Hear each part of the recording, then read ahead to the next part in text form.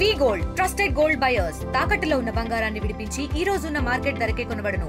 మరిన్ని వివరాలకు సంప్రదించండి 7710 ఎస్టీ కమిషన్ చైర్మన్గా రేపటితో 2 ఏళ్ల పదవీకాలం అది ముగుస్తుంది. మొదటిగా ఒక రాజ్యాంగపరంగా ఆదివాసీల బాధ్యతలు చూసే ఒక ఉన్నతమైన పదవిని, ఉన్నతమైన బాధ్యతలను, మంచి హోదాను, అటు అధికారం ఇటు బాధ్యతలు ఉన్న మంచి పదవిని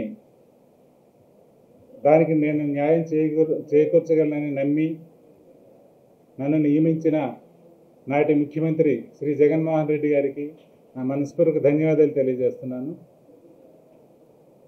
సగకాలం ఆ ప్రభుత్వంతో పనిచేసిన, మిగతా సగం కూటమి ప్రభుత్వం వచ్చింది.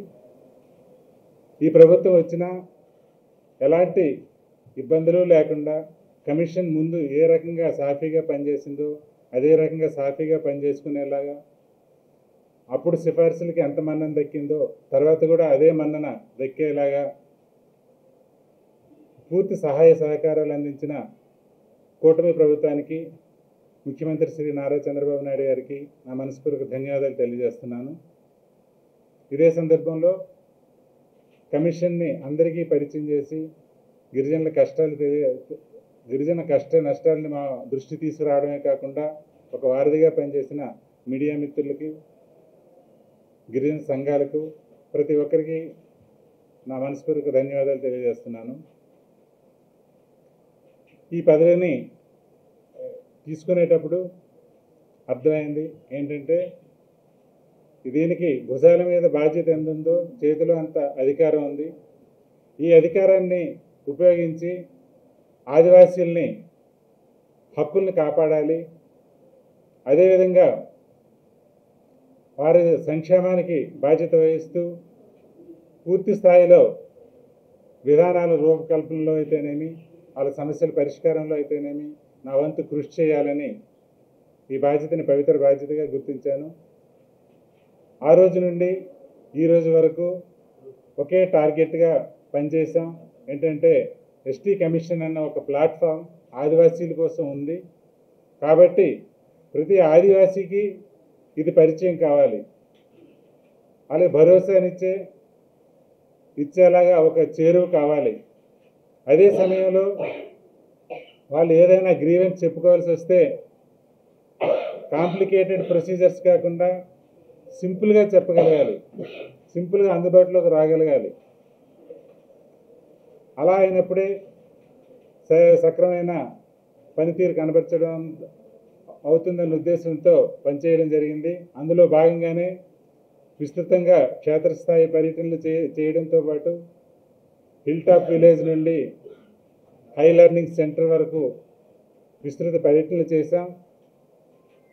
ప్రతి గిరిజనుడు దీని మీద భరోసా కలిగించుకునేలాగా వారికి గ్రీవెన్స్ అనేవి తెలియజేసే విధానాన్ని సరళీకరణ చేశాం. ఎలా అంటే ఒక పద్ధతిలో ఫార్మేట్ రూపంలోనే మాకు పంపనక్కర్లేదు మీ గ్రీవెన్స్, మా వాట్సాప్ నెంబర్ పంపినా చాలు, ఏ సమయంలో పంపినా చాలు, మేము వాటికి స్పందిస్తామని చెప్పాం.